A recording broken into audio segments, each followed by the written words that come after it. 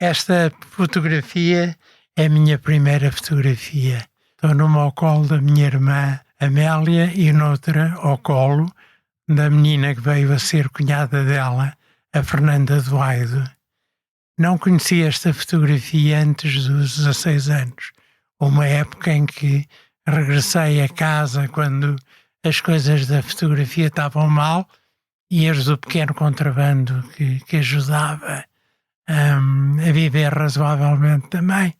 Regressei à minha terra por uns tempos e andei a vasculhar nos sótãos e encontrei várias coisas fantásticas para mim, entre elas esta fotografia.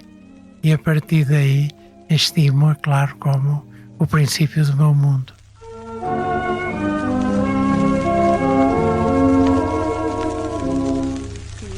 Saudades eu já tinha da minha alegre casinha, tão modesta como eu. Como é bom, meu Deus, morar assim num primeiro andar, a cantar vindo do céu. António Homem Cardoso nasceu num lugar de São Pedro do Sul no dia 11 de janeiro de 1945. Aos 10 anos, desceu à grande cidade para viver com a madrinha e servir como marçano numa mercearia. Não era essa a vida que parecia estar-lhe destinada. Num clique daqueles que mudam a vida, assistiu à rodagem de um filme estrangeiro e foi apadrinhado pelo ator principal que lhe ofereceu a primeira máquina fotográfica. Foi fotógrafo vadio e fez instantâneos da vida de Lisboa. Uma sorte dá muitas vezes a mão aos lutadores, viu 2 fotografias suas serem publicadas. E assim começou a travessia de um dos maiores fotógrafos portugueses, aprendendo sozinho e olhando para o mundo através do visor da sua máquina. É incomensurável a obra do menino que se fez homem a registar no Objetiva as almas de tantas celebridades. Também o número de livros publicados com imagens e até textos seus vai já para além, muito para além de uma centena. A música portuguesa tem nos seus intérpretes muitas capas com fotos por si assinadas. Os seus registros cheios de alma, sombra e luz resultam em momentos únicos em que o caçador consegue conquistar a presa. É um homem de cultura, porque essa condição só se alcança por quem faz da leitura um permanente exercício. Monárquico convicto, é o fotógrafo oficial da Casa Real Portuguesa, de quem tem uma alta condecoração. Mas também é comendador da Ordem do Infante Dom Henrique, título outorgado por um Presidente da República.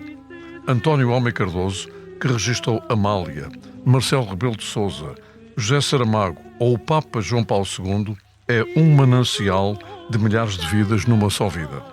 Também um maravilhoso contador de histórias que vamos acompanhar em breves cliques, com imagens fixas e também para fixar. Eu sou o Júlio Isidro e esta é a Geração 40. Os meus convidados nasceram nos anos 40 e cresceram com os racionamentos e a sombra da Grande Guerra. Passaram num país fechado a uma Europa aberta. Assistiram ao avanço da tecnologia e hoje são testemunhas do advento da inteligência artificial. O mundo mudou muito, mas terá mudado muito para melhor? É isso que vamos tentar perceber neste podcast. Bem-vindo à Geração 40. Tem mais alegria.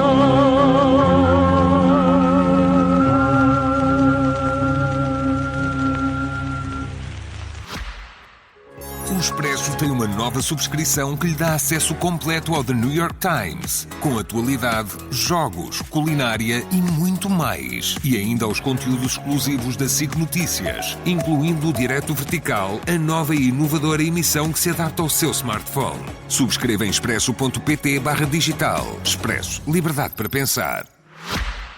António, olá. Olá, Júlio. Muito obrigado por um elogio tão bonito. E de vida. Não. E verdadeiro, e sentido. Olha, o teu pai, José Homem Cardoso, a mãe Cristina Augusta de Almeida Cardoso, não lhes passava para a cabeça que iam um dia ter um filho tão célebre, tão conhecido como tu? Não. Nem havia ali muito interesse pelas celebridades. A minha casa teve quase sempre luto.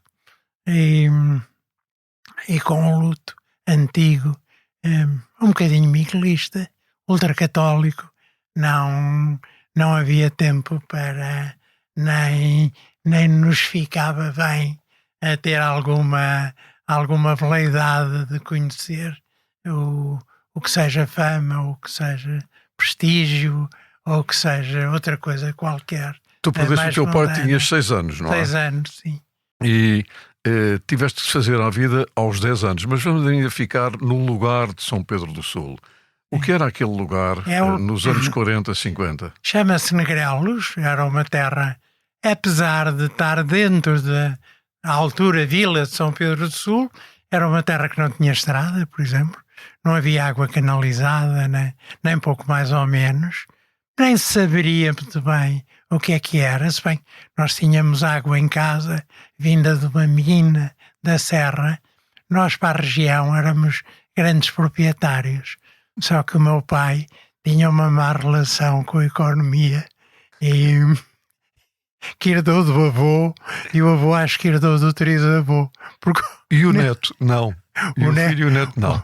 O neto um dia, quando se salvou das garras da ignorância de Marçano, disse que nunca mais ia ser ignorante, nem pobre, nem ter mau gosto. Portanto, o pai ficou pobre porque quis, que não soube gerir a circunstância de ser um grande proprietário. Também era... Lá não há grandes proprietários. Quando regressei à minha terra, um dia numa viagem relâmpago a Cabo Verde, fiz um passeio, fiz uma viagem de barco de uma ilha para a outra, e numa ilha que não tinha absolutamente nada, estava o paredão da Baía do Cais, cheio com uma frase terrível: abaixo os latifundiários. Também se podia pôr em Negrelos. Não havia havia, claro, muita gente pobre, e os únicos empregos que havia nessa época era, que eu conheci e amei, era o tio Barreiros, fogueiro da CP, que sempre que me via dizia: tato, mate, mate, tato, ferramenta de fagulha. Olha, portanto, essa era a tua vida, e foi lá que estiveste na instrução primária. Foi lá que fiz a instrução primária. Eu duvido se a instrução não foi conquistada, o exame da 4ª classe, se não foi conquistado a troco de um cabrito, porque eu ia muito pouco às aulas. Não. E depois um dia... A cunha foi um cabrito, provavelmente. Acho que sim, possivelmente. Eu queria vir para Lisboa, os meus tios tinham uma rede de mercearias em Lisboa. Eu pensava que vinha ter uma vida mais interessante. Ia ver os Jerónimos, a Estação do Rossio, a Torre de Belém. Em vez disso, vi um cabaz enorme para transportar às costas.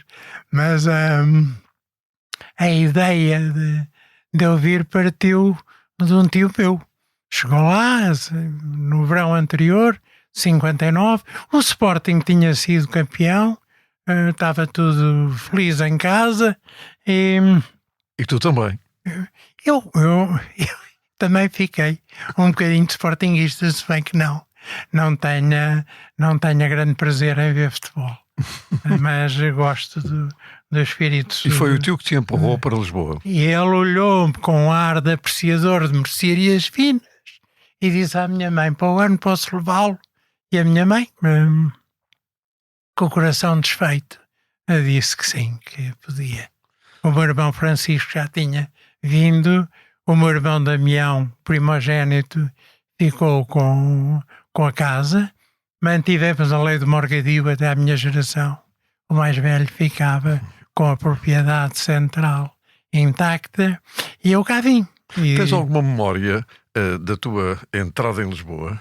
Que impressão é que tem alguém que vem de um lugarzinho e entra na grande cidade? Tive a nítida sensação de ter passado de cavalo para burro. Eu já conhecia a frase. Depois tive a sensação que que era um zero ninguém. Nos primeiros dias comecei a fazer entregas e vi como, por exemplo, gente com uma vida medíocre, mas com 3 assoalhadas, que tinham meninos da minha idade e não me deixavam brincar com eles. E os meninos não andavam com o caixote às costas? Não andavam com o caixote às costas. Davam-te gorjetas? Nunca aceitei gorjetas. Tenho... Não sei se é exagero dizer isso, mas tenho alguma nobreza de raiz. Não dou para subalterno. Aliás, tens uma frase tua muito interessante sobre o que é ser empregado. Quer dizer, recusas terminantemente a circunstância de ser empregado porque é uma espécie de exílio, não é? De cadeia, de prisão. De prisão. Sobretudo para quem tinha as minhas habilitações, que foi o meu drama, sempre. Eu desde pequeno que, para andar, calmei. Eu depois decido, com a minha madrinha, com quem dormia, madrinha-avó, e o último resquício de aristocrata lá de casa, eu negociava com ela. Ela deixava-me fazer o que eu queria, eu em troca não mijava na cama. E o negócio funcionava bem. Mas depois perdi essas regalias todas e lá aturei aquilo. Trabalhando muito pouco. Fugia de manhã, aparecia à noite. Até que um dia, de facto, para fugir de dar de caras com o Sr. Afonso, a quem devia 25 tostões de aluguer de bicicleta, foi por outro lado e encontro o Édi Constantino. Isso é que é uma história maravilhosa. Conta a todas, faz favor. É isso, não vou pelo caminho de casa habitual, me tinha ido à praia, claro. É na praia de Algés que eu descubro o biquíni das senhoras. É na marginal de Algés que eu juro que não regresso a lado nenhum que não tenha mar, ou que não tenha um rio-mar, como o Tejo, e lá vou, estão potentíssimos iluminadores na parte da sombra da praça. A minha tia dizia que aquele Cristo Rei que estava a fazer, que ia ser fonte de milagres. E eu pensei, bem, talvez seja algum milagre. Não queria, bem, lá foi espreitar. Penso que foi espreitar numa das máquinas que iam gravar e claro, sou corrido com um empurrão e meia dúzia de frases violentas em francês. Saio para fora do círculo, olho para eles com a arrogância de um latifundiário de liberdades e entretanto um homem com cara de mau e sorriso bom trata-me por Marcelin. Eu nunca tinha ouvido falar Marcelin nenhum, mas só ali estava eu, pensei, depois soube que ele me tinha transvestido de um ídolo do neorrealismo espanhol, o Marcelino Pão e Vinho. Exatamente. Depois lá fiquei no filme, fiquei mascote, tirei algumas fotografias com a máquina dele, abandonei, fugi de casa dos meus tios, vivo sozinho, portanto, desde os 14 anos, nunca mais ninguém me apanhou, e comecei a fazer fotografias, que ia vendendo ora aos jornais, ora às pessoas, depois as pessoas gostavam e diziam, estou muito bem, arranja mais 2, arranja mais 3, e eu percebi e onde é que mandavas revelar? Isso tem custos, não é? Primeiro andava a Filmarte, tinha uma loja na Rua do Ouro. Era, exato. E depois comprei logo um ampliadorzinho e alugava quartos que tivessem casa de banho para eu transformar em laboratório. E vivias em quartos? Sim. Aos 14 anos? Sim. E a família nunca mais soube de ti? Nessa altura? A minha mãe, volta e meia, escrevia. O meu tio não se preocupou muito, até porque, segundo me disse depois, foi um alívio terrível que eu tivesse fugido de casa. Mas depois... O que se pode dizer que eras danado. Era mau. Dizem que era muito mau. De facto, fiz partidas monumentais. Eu tenho muita imaginação, desde pequenino, e utilizo a imaginação como comida. Para o pequeno almoço é uma, para o almoço é outra, para o jantar é outra.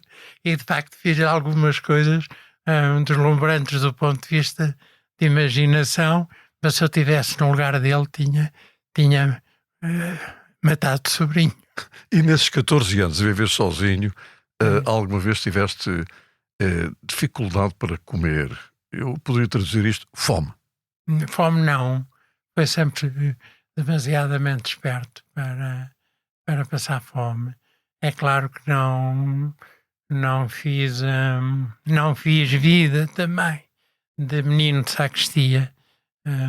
Fiz alguns pequenos crimes que já estão, como é que se diz? Perdoados.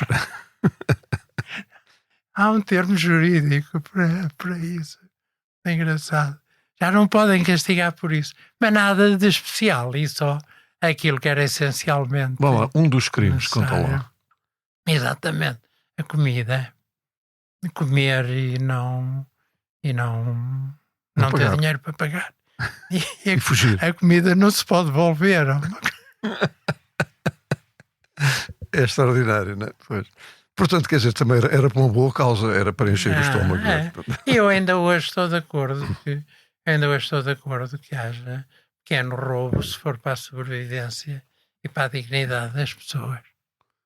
Têm direito a pôr a mão. Claro. Olha, o Eddie Constantine era na altura uma espécie de 007, não é? Era. Nunca tinhas ouvido falar do Eddie Constantine, é evidente. Não. Acho que nunca tinha ido ao cinema até. Nunca tinhas ido ao cinema? Acho que não.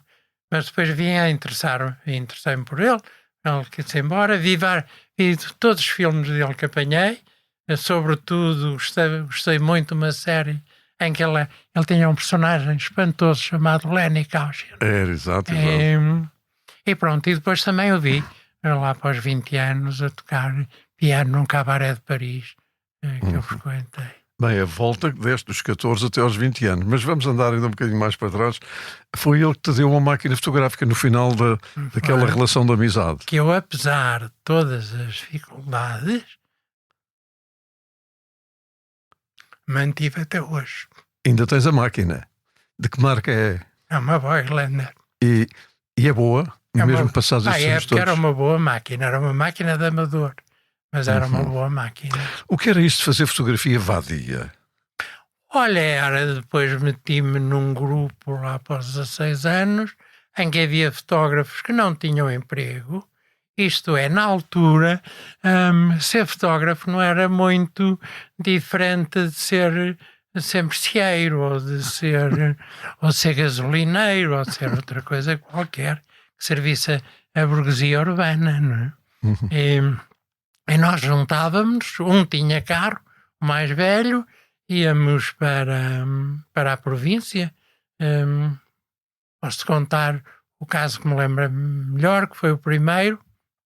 Fomos para a Covilhã, fotografamos as montras, que na altura, por exemplo, a nossa loja, aquilo, faziam-se as montras, uns estavam a fazer, outros cá fora, mais para a esquerda, mais para a direita, e lá, 1 milímetro o rótulo do Martini, não está no eixo e tal.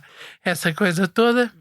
Depois íamos para a pensão, levávamos um laboratório. Havia colegas meus que transportavam um laboratório inteiro. Tu revelavas e imprimias tudo. Sim. E depois, outro dia, íamos vender a fotografia à loja e, se as coisas corriam bem, propunha-se fotografar o patrão e os empregados. Loja, claro. E foi aí que eu tive, digamos, tanto quanto me lembro, o meu primeiro golpe estético. Até como fazia confusão misturar. Pois há sempre empregados que têm mais cara de patrão que o patrão. Era complicado. Como há chofés têm mais cara de ministro que o ministro. Isso é preciso ter muito cuidado com as fotografias com isso.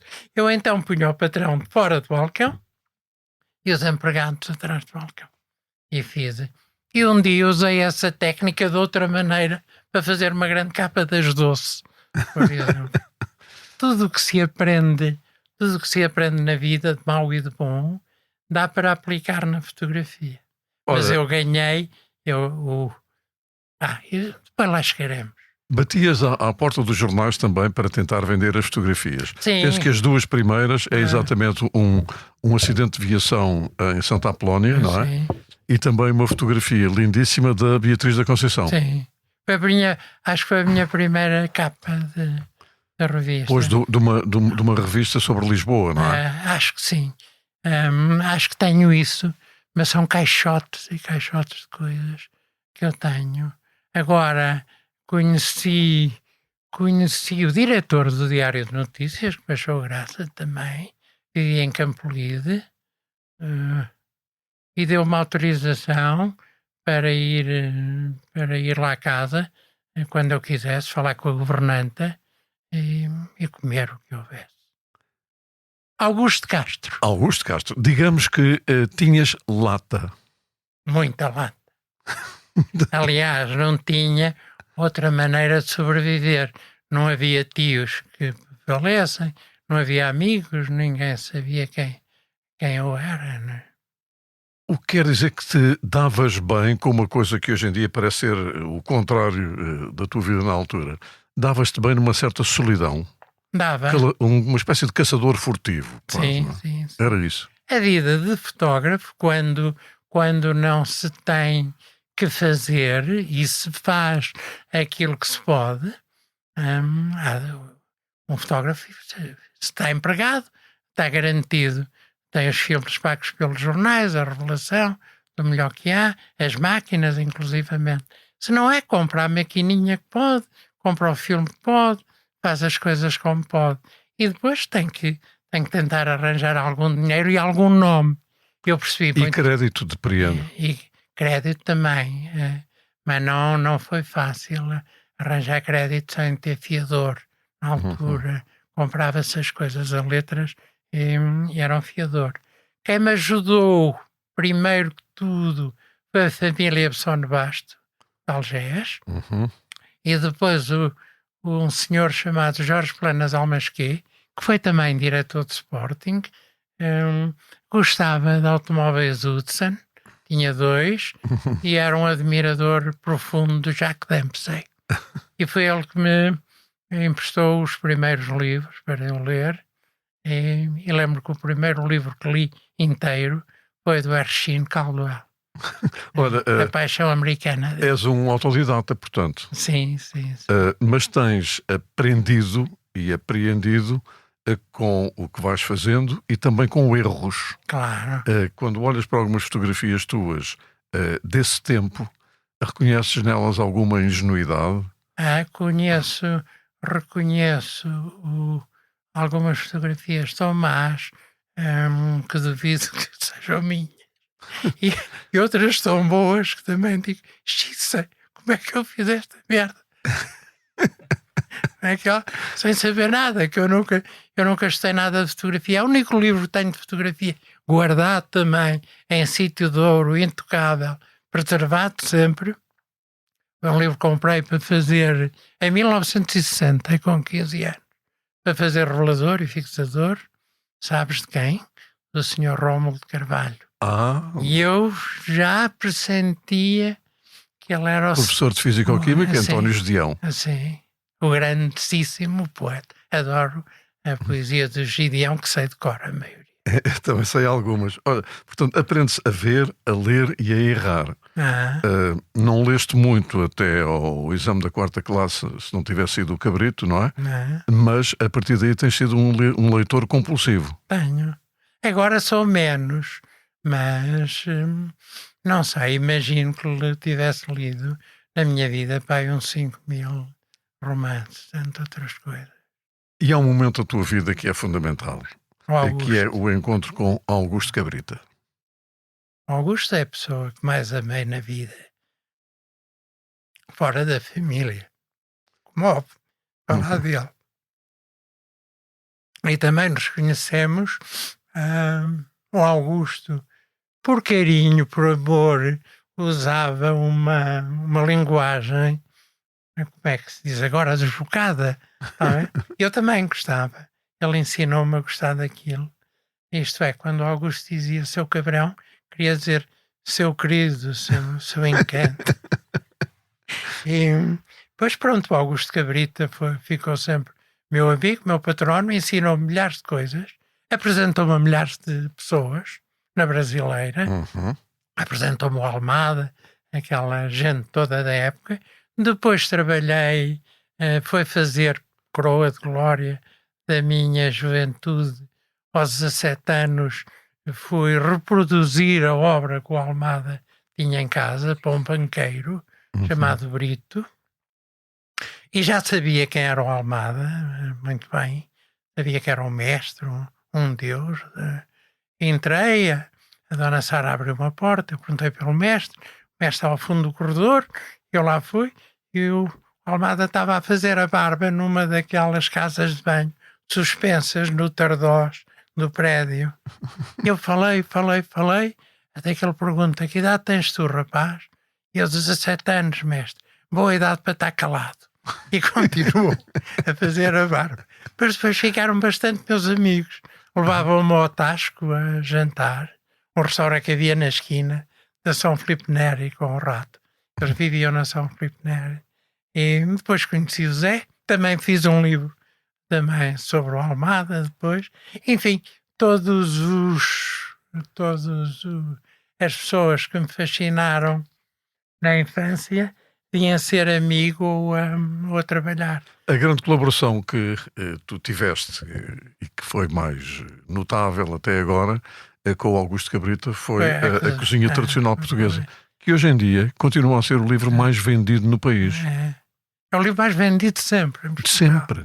É absolutamente extraordinário. Desta volta ao país para poder fotografar tudo aquilo. Demos a volta ao país. E há histórias absolutamente fantásticas desse livro. Que é um tipo com a imaginação, que era eu, outro tipo com a imaginação, que era o Augusto. A imaginação dos dois junta, dá espetáculos autênticos de coisas fantásticas.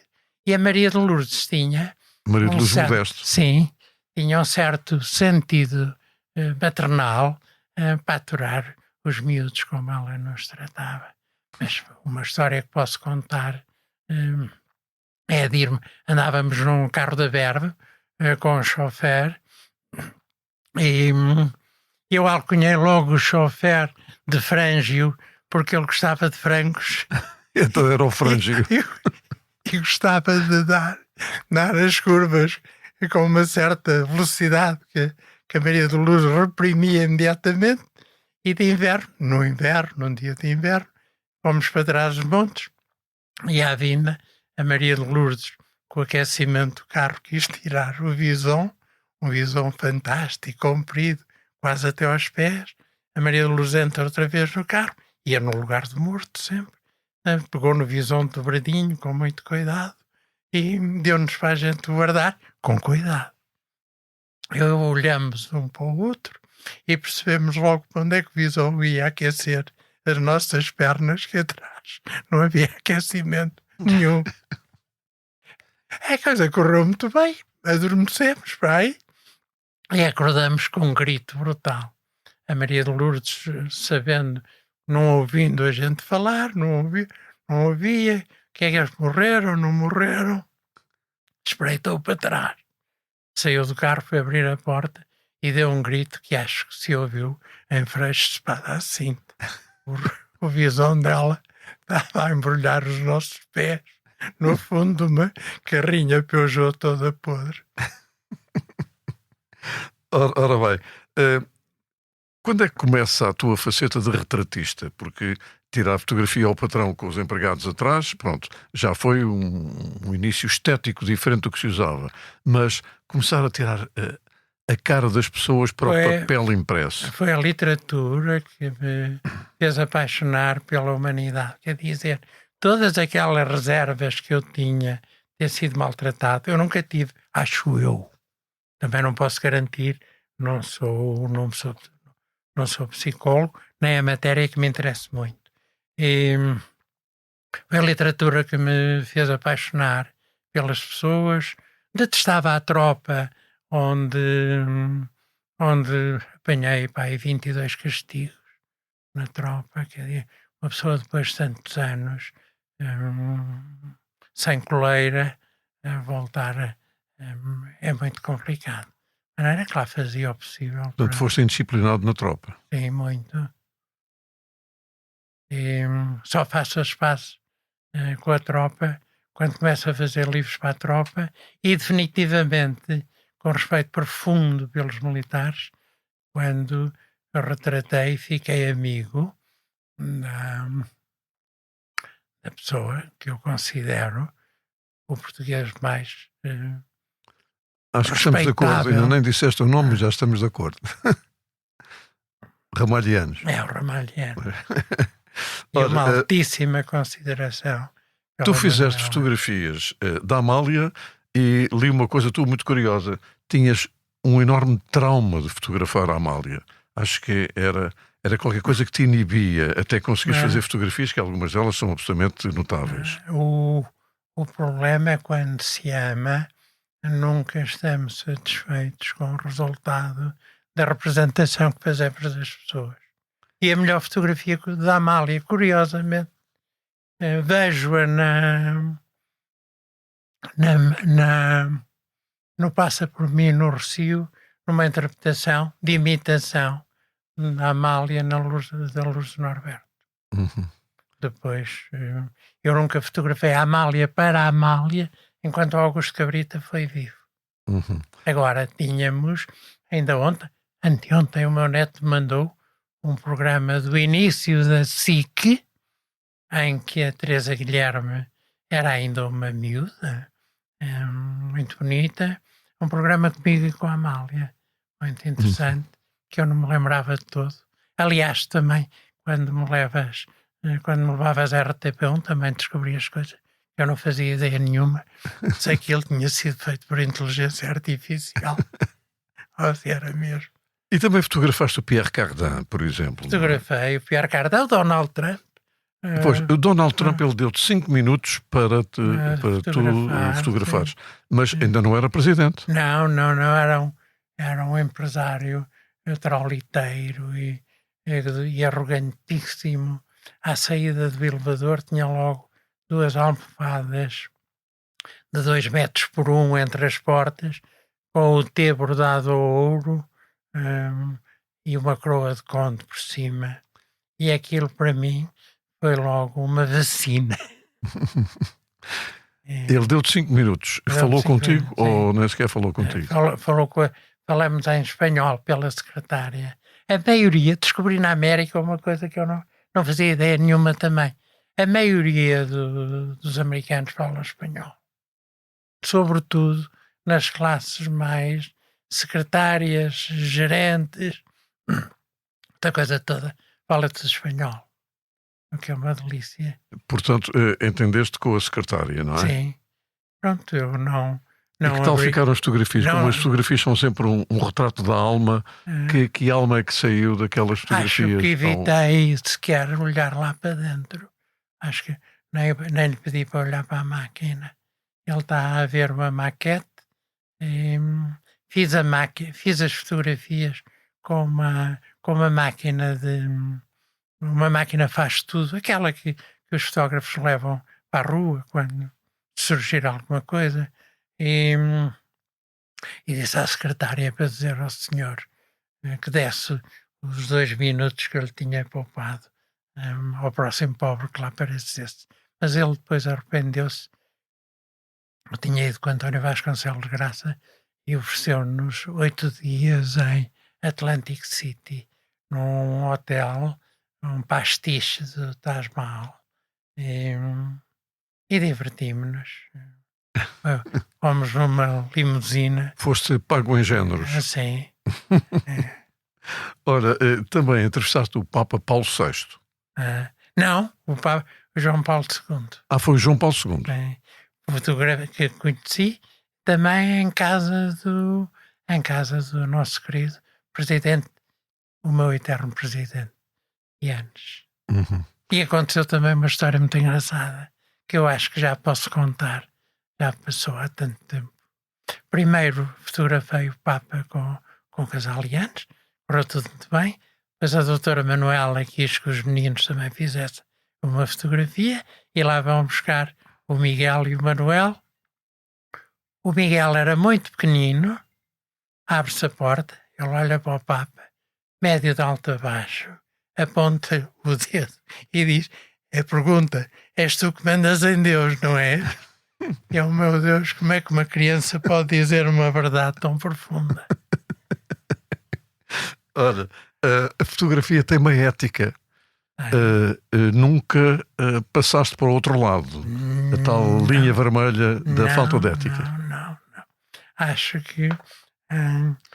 que um fotógrafo que tenta.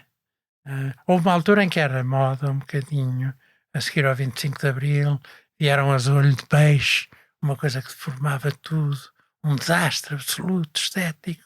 Mas as coisas, quando são novidade, a maioria das pessoas não olham para a estética, é moda.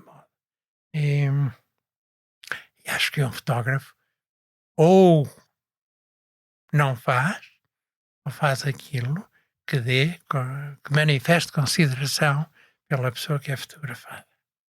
Ora bem, agora vamos entrar no mundo das artes e do espetáculo. Acho que fotografaste praticamente toda a gente e alguns deles ficaram teus amigos do peito. O caso do Raul Solnado, que te visitava, ou vocês iam juntos até São Pedro do Sul, comer uma coisa que é arroz de galinha. Sim. Eu também posso contar uma história que eu contei ao Raul quando cheguei.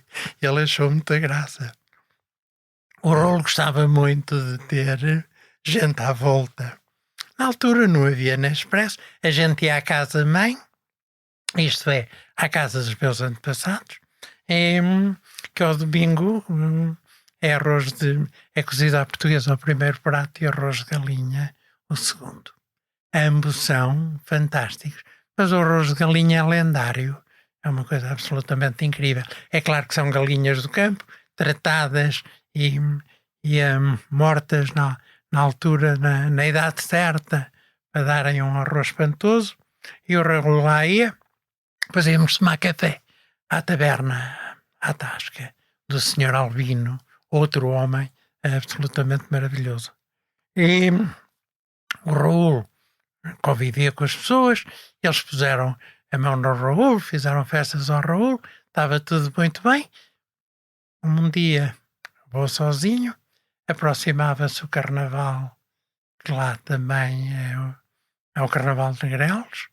Uma coisa pobre, mas cheia de boa vontade, cheia de entusiasmo. E o diretor do carnaval veio ter comigo e disse ao António: "Ó Tonecas, eu na minha terra ainda sou o Tonecas. Tu é que podias arranjar um artista para vir cá, para ser rei do carnaval. Eles se calhar até te agradecem." Eu disse: "Muitos artistas com quem eu me dou trabalham, ganham dinheiro e o carnaval é uma dessas oportunidades. Vocês possivelmente não têm verba para pagar a um grande artista para cá vir." E diz o segundo: "Ó Toneca, qualquer coisa serve, até o Raul Solnado." Ele não disse qualquer coisa, disse merda. Foste também amigo do Carlos Paredes, é evidente. Também do Zé Cardoso Pires. Sim, conheci o Carlos Paredes, o pai do Carlos Paredes, o Artur Paredes. Ainda pelo Augusto, sempre o Augusto nessa época. O Augusto tinha um grande orgulho em mim e queria-me apresentar a toda a gente, e depois eu ficava, claro, com uma parte do carinho que eles dedicavam ao Augusto. Olha, e capas de discos fizeste para gente muito conhecida, o Estrovante, por exemplo. Fizeste também. Eu ainda sou. Para eu adoro o Estrovante. Os Madre Deus. Sim, adoro o Estrovante. Os Estrovante são super simpáticos comigo.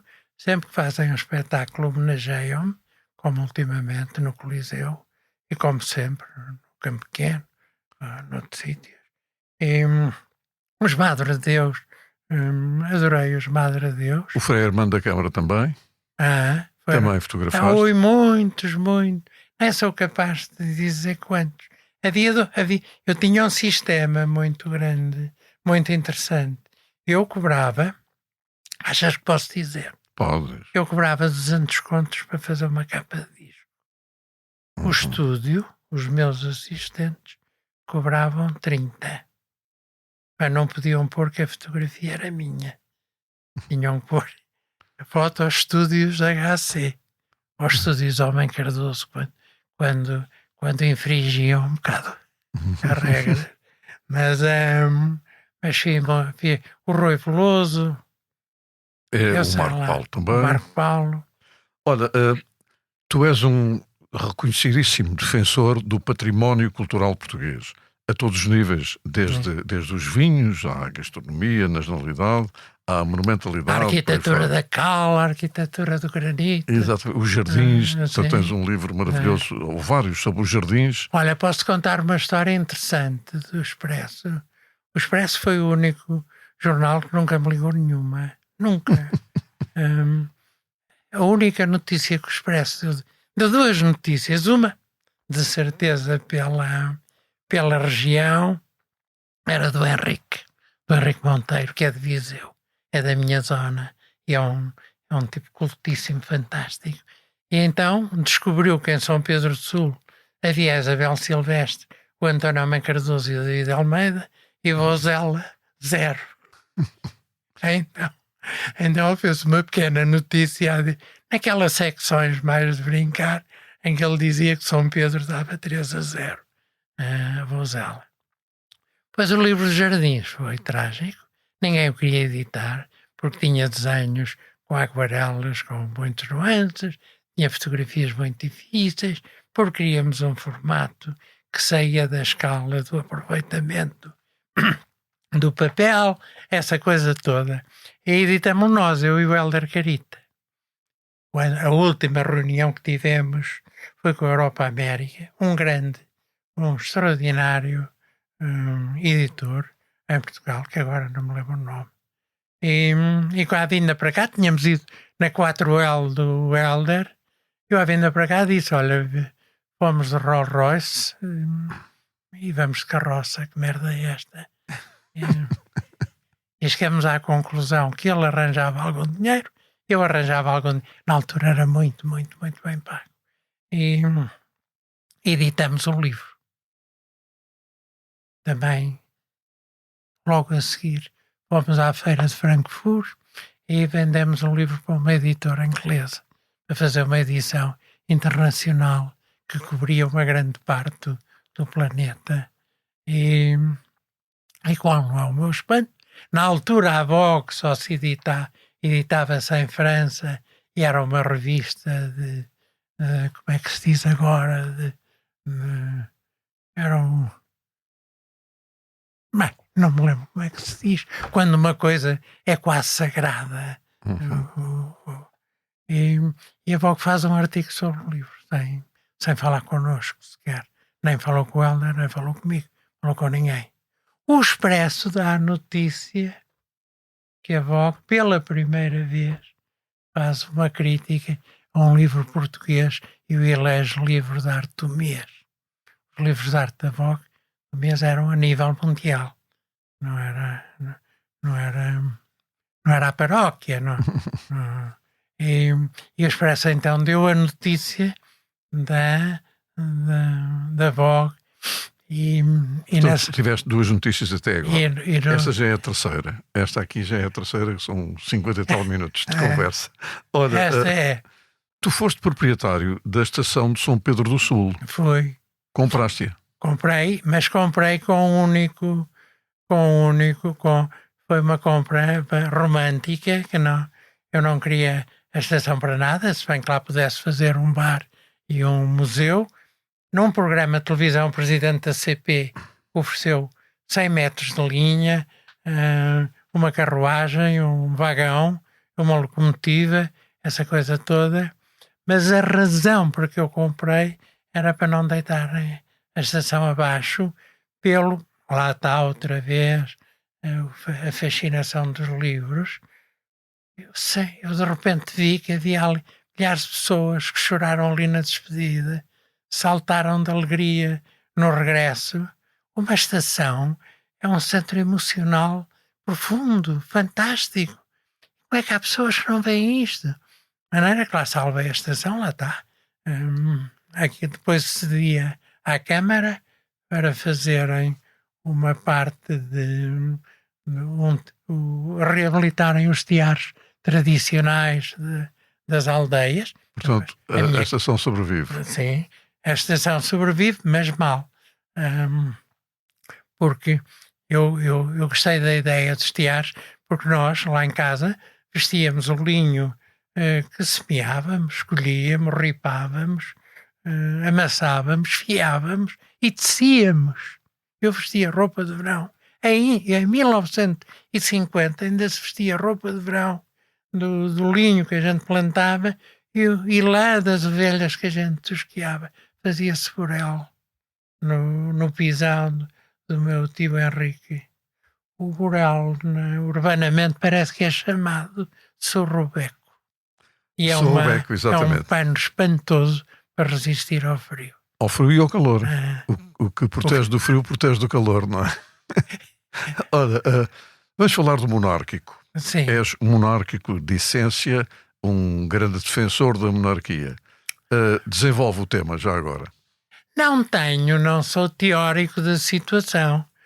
Sou teórico de ter convivido com muita gente que era... Os maiores socialistas que eu conheci, particulares, eram monárquicos.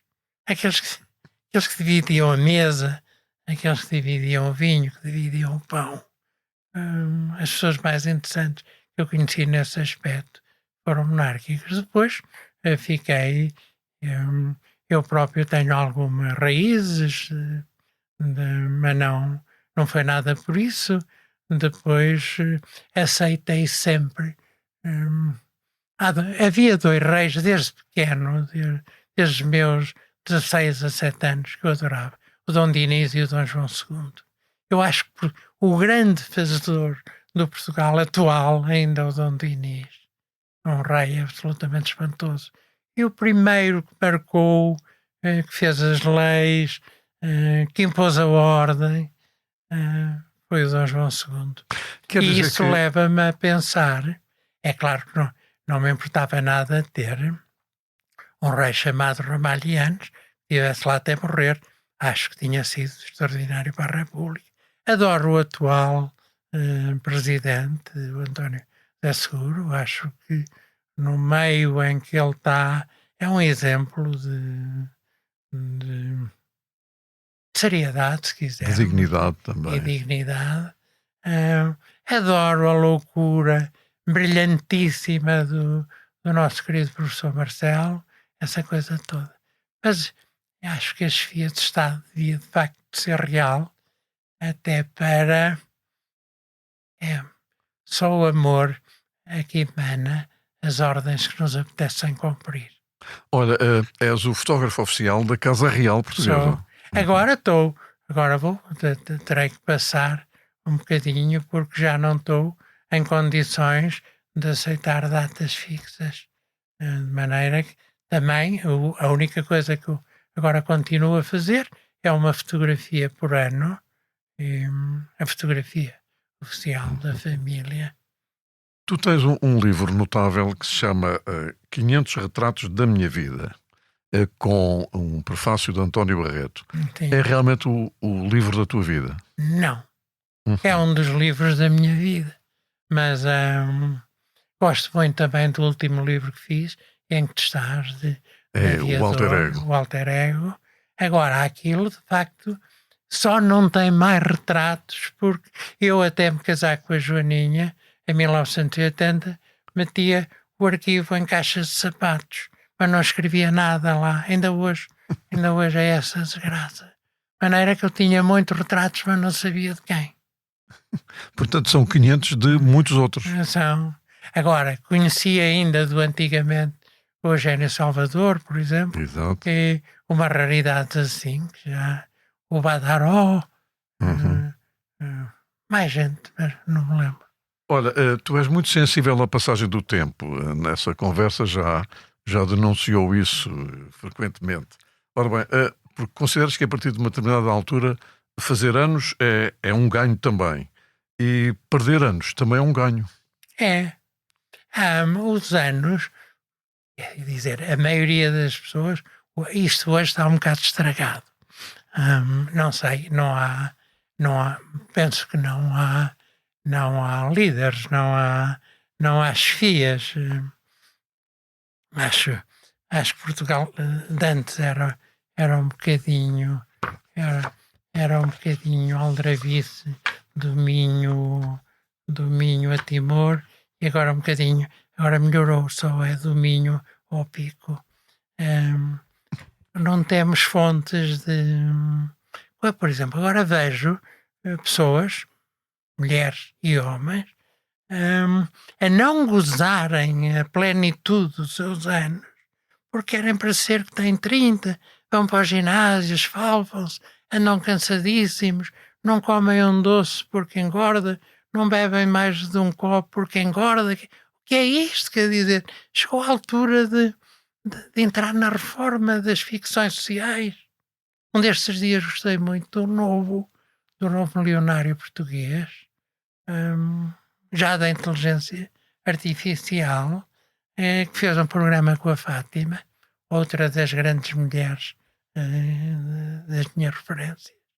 E ele está a escangalhar as ficções sociais. Esta história, uma pessoa ter que ir assim, ter que ir assado. Eu tive uma namorada entre divórcios que eu tinha que vestir um fato claro para ir almoçar e um fato escuro para o jantar. Um dia vamos ao Gambrinhos e eu conhecia-os canção. Eu era amigo do Fernando desde miúdo. O Fernando estava rico. Exato. Ele estava lá, foi para o Gambrinhos. E tratámos-nos por tu. De repente descobro que ela está amodíssima. E então, o que é que era? Não saía com cavalheiros, tratassem os criados por tu. Há estas ficções todas, absolutamente patéticas, e hoje há cada vez mais. Ora, falaste do livro Alter Ego. Não é o teu último, porque já é o penúltimo, penso eu. Já estás a preparar outro. Não estou a preparar outro. Exatamente. Mas aquele ainda é o último. Que correspondeu também a uma magnífica exposição que tu fizeste. E foste até condecorado pela Câmara Municipal de Lisboa por esse facto. A medalha de mérito cultural da Câmara. O Alter Ego é também, digamos, uma proposta curiosa. O que é que tu, neste caso, quando falaste comigo, o que é que tu gostarias de ter sido se não fosse o que és? Basicamente é isto. Não é? E agora eu remeto-te esta pergunta para ti. O que é que tu terias sido se não fosse o que és? Não faço ideia. Esta pausa é boa. Não faço ideia, mas tinha que ser uma coisa em que eu exercesse a única reivindicação que faço desde menino, ser livre. Eu nunca quis ser rico, nunca quis ser famoso, nunca quis ser atleta, nunca quis ser alto, nunca quis ser baixo. Eu só quis ser livre. Foi a única coisa que eu pedi aos meus deuses. Comecei a ter pouca fé em Deus em pequeno. Essa história ensinava-me que Deus Nosso Senhor tinha feito o mundo em 7 dias, e quando eu perguntei à irmã do Sr. Cónigo o que é que Deus tinha feito antes e o que é que Deus tinha feito depois, ela não me soube dizer. A pergunta é infantil, mas a resposta era adulta e não houve resposta nenhuma. Enfim, estas coisas que são do sagrado. Do domínio do sagrado, exato. E por mais ateu que seja, o lugar do sagrado existe cada vez Graças mais. A Deus. Ora, és mestre da luz, da sombra, do retrato. Quem é que te falta fotografar? Alguém que tu gostasses muito de fotografar ou de ter fotografado? Não sei. As pessoas de quem eu gosto muito não me saio lá muito bem. Porque, na minha opinião, mas não tenho agora, eu já Eu já não sei ler o ar do tempo, Júlio. Já não sei quem é que vai ser quem. Não sei, mas de toda a maneira, talvez gostasse muito de fotografar uma mãe que tivesse criado os filhos com o seu heroísmo tradicional e que agora apresente no rosto todas as rugas e todos os cansaços de uma vida difícil. Uma mãe, claro. Ora bem, para terminarmos, não temes a inteligência artificial para afetar o teu trabalho. E a fotografia não morreu com o cinema e com o vídeo, mas vai morrer com a inteligência artificial? Eu até tinha inventado desde o início um operador de vídeo. Eu arranjei um nome de substituição tão interessante que nem me lembro do outro. É o Vidiota. Isto é o fantástico. É concentrar a história toda numa imagem. A aflição, a ternura, o ódio, o amor, tudo isso pode estar num fotograma. Um abraço para ti. Um abraço. Muito obrigado. 2 para ti, Júlio. Orgulho da minha geração. Muito obrigado pelo teu carinho.